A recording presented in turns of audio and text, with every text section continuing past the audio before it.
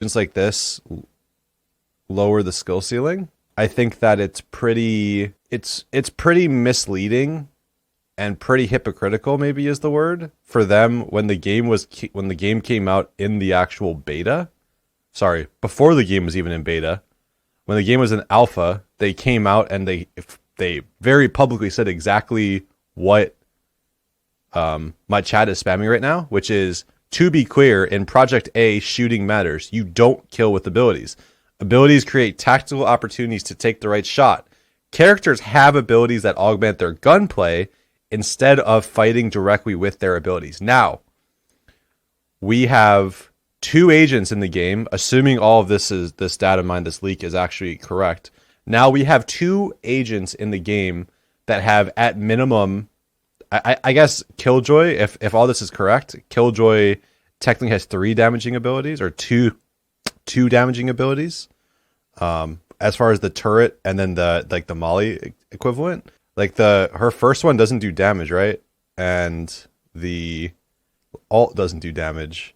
But they're still pretty insane. And having a turret in this game, I think just I mean, is that really the route they're gonna go moving forward? Are we gonna get turrets? Are we gonna get like agents that fly around the map? I mean, we already have Jet. Are we gonna literally just get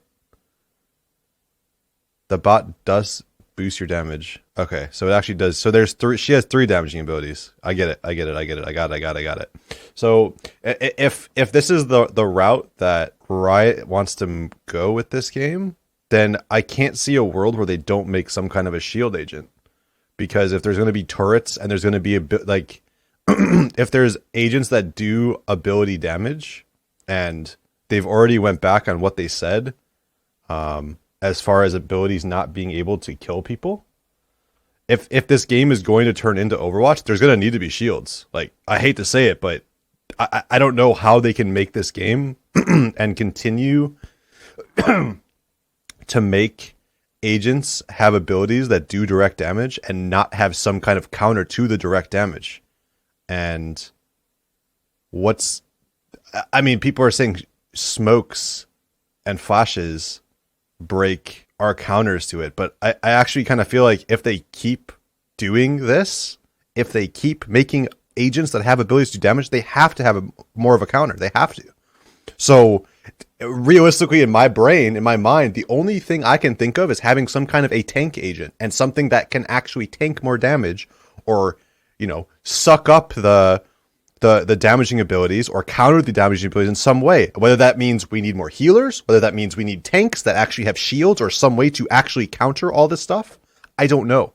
But I promise you, if they keep making damaging abilities and damaging agents, then there's going to need more healers, and they will make more healers. I promise you, if they're already making more abilities or more agents that do damage, they're definitely thinking about making more healers. They're probably already thinking about making tanks. Like, I don't know. I don't know what else they can really do. I don't. There's no way they're going to make 2 agents with abilities that do damage and not have at least one more healer. There's no way. Sage can't full heal a team. Like, she can't. And if there's going to be so much chip damage from abilities, there needs to be more healing, or there needs to be a tank. So I personally am not a fan of the way that they are doing this. I personally don't think that we need agents that do damage like this. I think that they should stay true to what they kind of promised in the alpha, which made a lot of us switch over. Is at the end of the day, abilities aren't supposed to do damage, and at the end of the day, gunplay is what matters most. But now that there's Raze in the game, now that, assuming this leak is actually accurate, assuming that this is true, like, this is the exact opposite of what they said. This is the exact opposite of the route I personally would take. But you also have to imagine, like, how many different agents can they really make without having damaging abilities that make them unique, And this is the problem that they have, and this is the problem they put themselves in as game developers. How many different abilities can they add that don't do damage that would make agents unique, right? And I understand this. from a game developer point of view, from their point of view, there's just not that much they can really do for new agents to give them, to make them feel unique and make agents that come out, like new agents, feel like, oh, this is a new agent, this is something new. Well, there's only so much you can really do.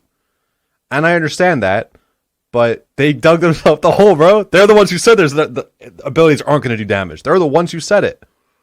Like, imagine they literally came out and said they plan on doing 6 new agents a year. If they're going to do that many agents, how many different like styles of agent can you really make? Somebody in my chat just said, Morello said the next agent after Killjoy is they're planning on being a support healer.